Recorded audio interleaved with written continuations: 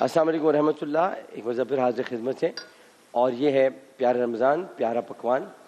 اور یہاں آج حلیم بنا رہے ہیں ہم, لیکن مسئلہ یہ تھا کہ حلیم اتنی آسانی سے, اچھا اس کو ایک تو حلیم نہیں کہنا چاہیے. اب میں نے پہلے حلیم اس لیے کہا تاکہ آپ لوگوں کی سمجھ میں آ جائے.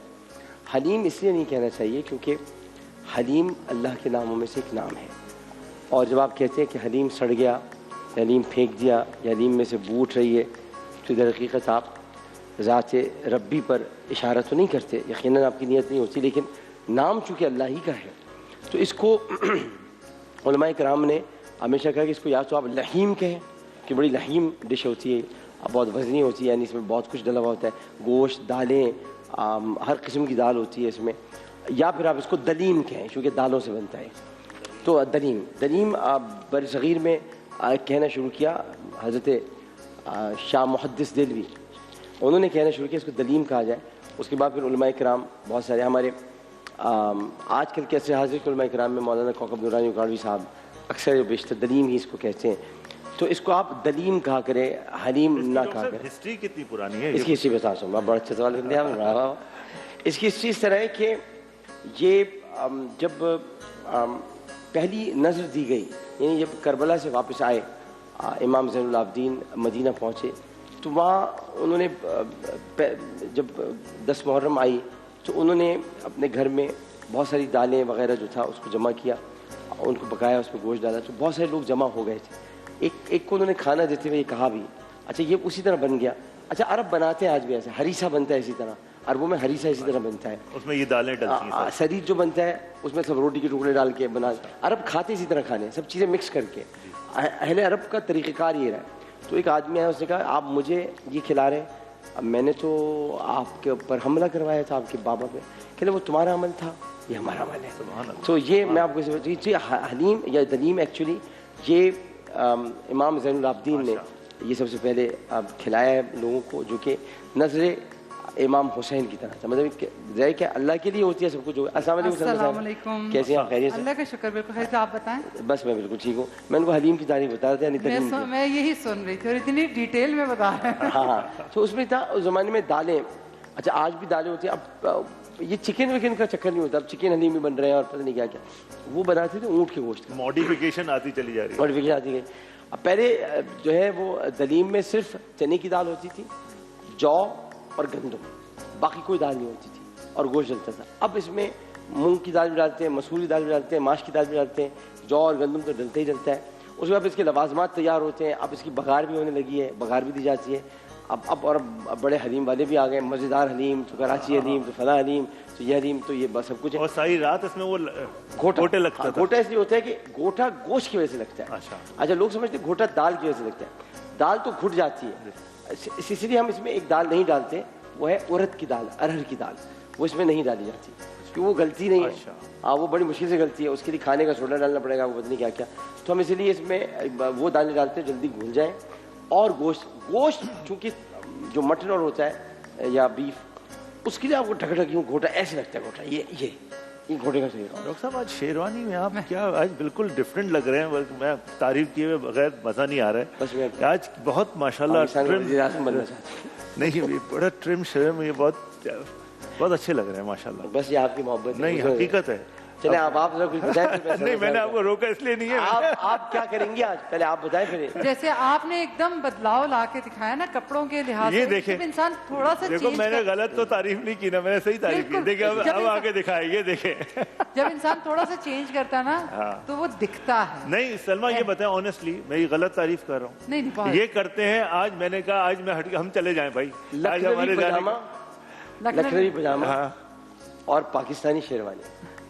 یہ دیکھیں, وہ دیکھیں ذرا اسکرین پہ, کیا خوبصورت لگ رہے ہیں. واہ سبحان اللہ, زبردست. اور ٹرم لگ رہے ہیں. سب سے بڑی بات ہے ہمارے ڈریس میں اس میں کتنا خوبصورتی ہے کہ آپ بالکل پرفیکٹ ہو تو اچھا لگتا ہے, اگر پیٹ نکلا ہو تو مزہ نہیں آتا. یہ آپ لوگوں کو جیسے کہ لیے ہے, آپ دیکھیں تو صحیح, جنہوں نے شیروانیاں پہنی ہوتی ہے, شیروانی کے بٹن چیخ رہے ہوتے ہیں.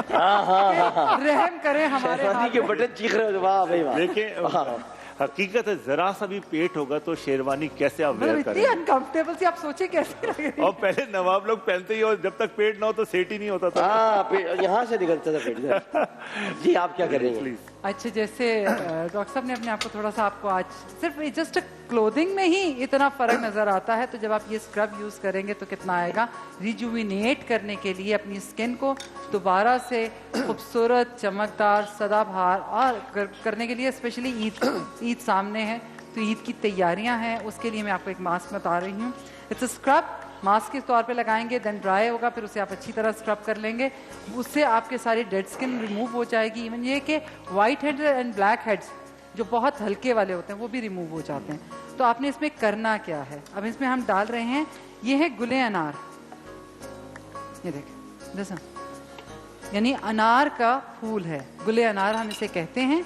इसके ये जो पिछला हिस्सा है ये हम नहीं डालेंगे इसके अंदर, ठीक है, इसको हम तोड़ देंगे, ये नहीं डलता इसमें, और आप इसको पाउडर फॉर्म कर लेंगे। हुस्न मानो की खातिर अनार के फूल के लिए हाशिम ताई ने तकरीबन 3 महीने का सफर किया था कि हुस्न मानो को चाहिए था अनार का फूल, अनार का फूल चाहिए था उन्हें, अनार का फूल चाहिए था, नहीं मिल रहा था।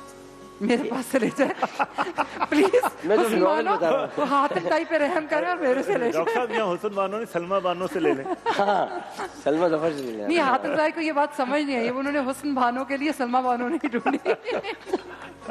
अच्छा जी, इसमें हमने डाल दिए 10 ग्राम के करीब अनार के फूल। अब इसके अंदर हम क्या ऐड करेंगे, कीनू के छिलके जो कि पिसे हुए हैं। ये हमारी बच्चियां हैं माशाल्लाह से, वो समझती हैं, वो बताती है कि ऐसे ये कीनू थे, जब ये ड्राई हो जाते हैं हम उसका पाउडर फॉर्म बना लेते हैं। ये कीनू के छिलके आ गए, ये हमने इसमें 10 ग्राम ऐड कर लिया।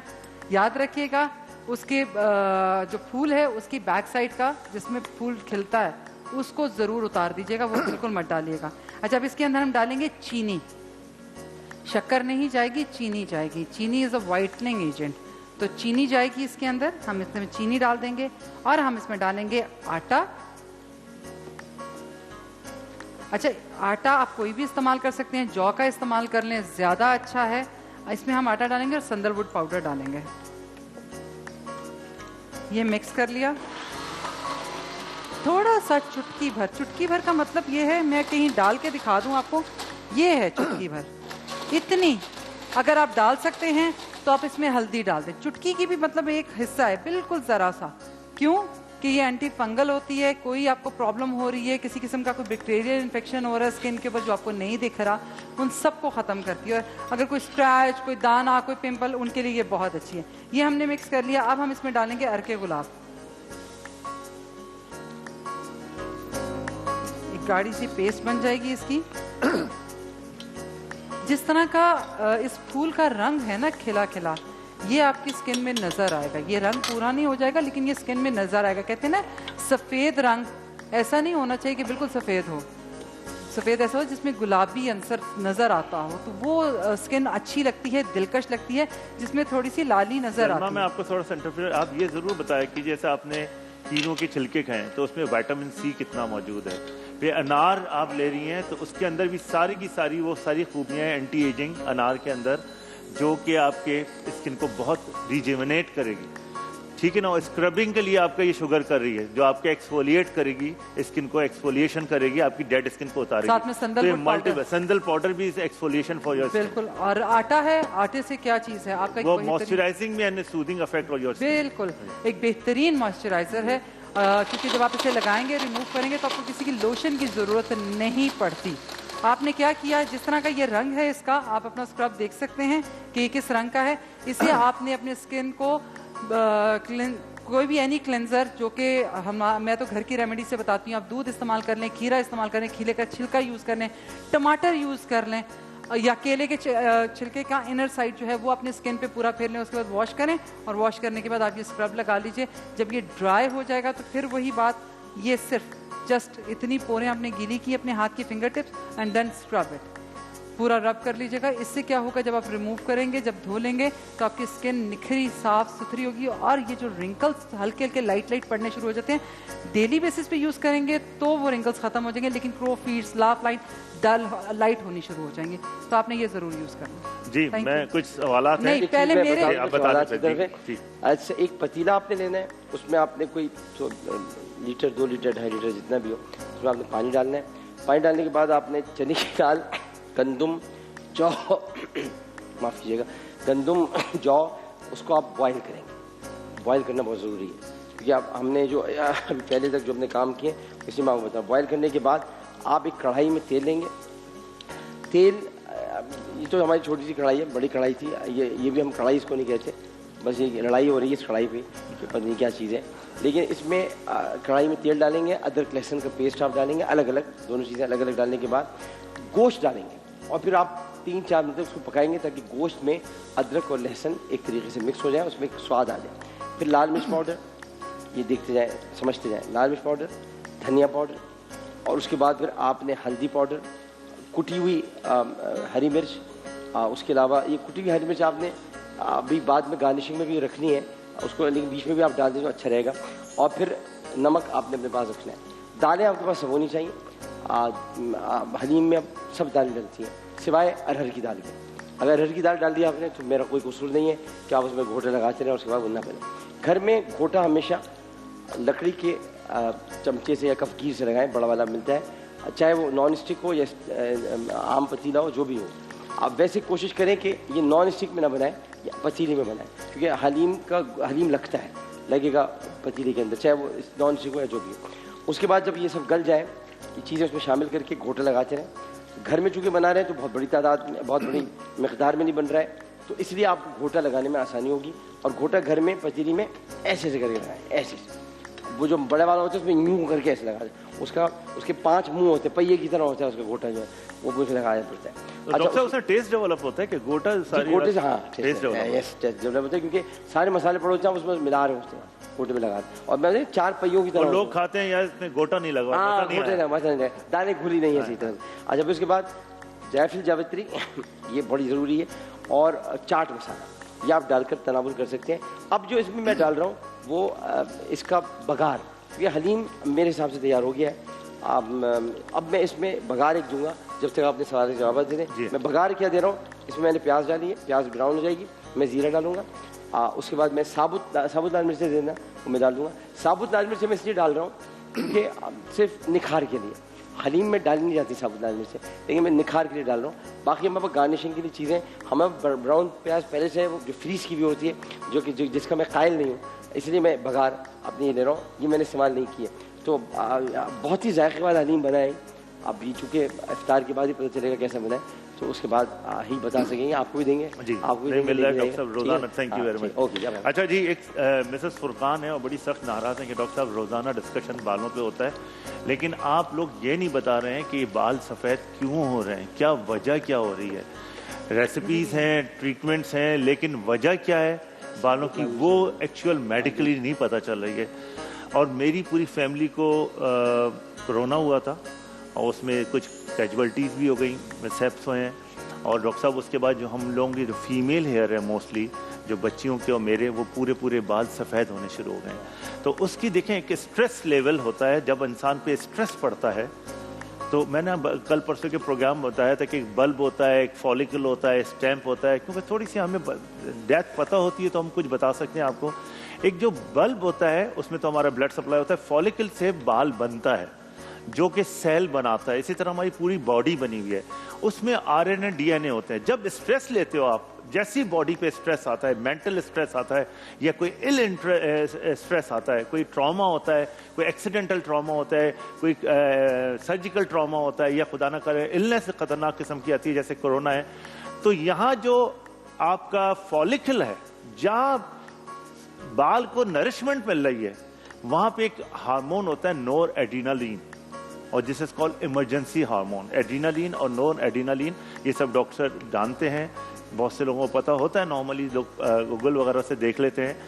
वो जाके आपके सेल पे अटैक करता है और वो तो कहते हैं ना चंद दिनों में बाल सफेद हो गए, बिल्कुल वाकई विद इन वीक्स के अंदर। और ऐसी हिस्ट्री में बहुत सारी चीजें हैं कि लोग कहते हैं कि बहुत बड़े बादशाह थे, वो अपनी वाइफ की डेथ में अंदर गए और 1 हफ्ते बाद 2 दिन बाद निकले और सफेद बाल हो गए उनके।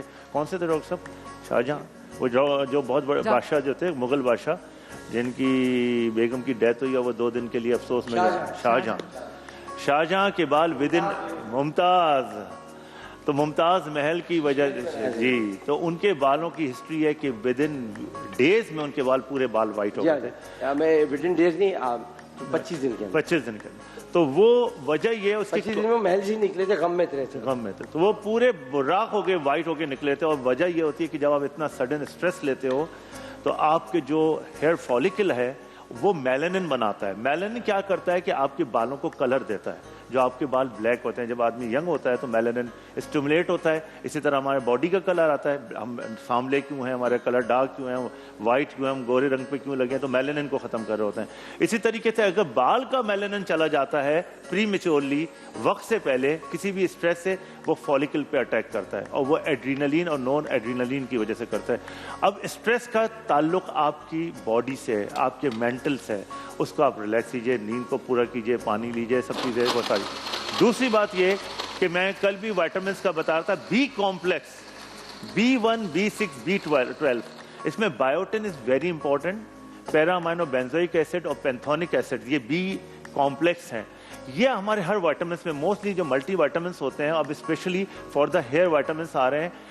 اینٹی ایجنگ اگر کوئی اچھی آپ پلس لے لیتے ہو اینٹی ایجنگ، اس میں ایک پرفیکٹل پلیٹینیم بڑی اچھی ہے جس کے اندر ADEK، یہ اینٹی آکسیڈنٹس ہیں. یہ اینٹی آکسیڈنٹ کیا کام کرتے ہیں؟ یہ اینٹی ایجنگ کا بھی کام کرتے ہیں اور آپ کو اینٹی کینسرس کا بھی کام کرتے ہیں. ہم جو گلوٹاتھیون لگا رہے ہوتے ہیں، لوگ کہتے ہیں ڈاکٹر صاحب یہ گلوٹاتھیون لگا رہے ہیں، اس سے آپ وائٹ، ہم بال تو وائٹ نہیں ہو جائیں، ہم تو وائٹ ہو رہے ہیں. وہ بالوں پہ افیکٹ نہیں آتا ہے، وہ آپ کے باڈی کے میلانن پہ افیکٹ آ رہا ہوتا ہے. سیکنڈلی، آپ کا جو دھوپ میں کہتے ہیں نا، بال ہم نے دھوپ میں سفید نہیں کیے، یہ بھی ایک مثال دی جاتی ہے. تو وہ بھی مثال یہ ہے کہ الٹرا وائلٹ ریز جو ہیں وہ آپ کے میلانن کو ڈیمیج کرتی ہیں.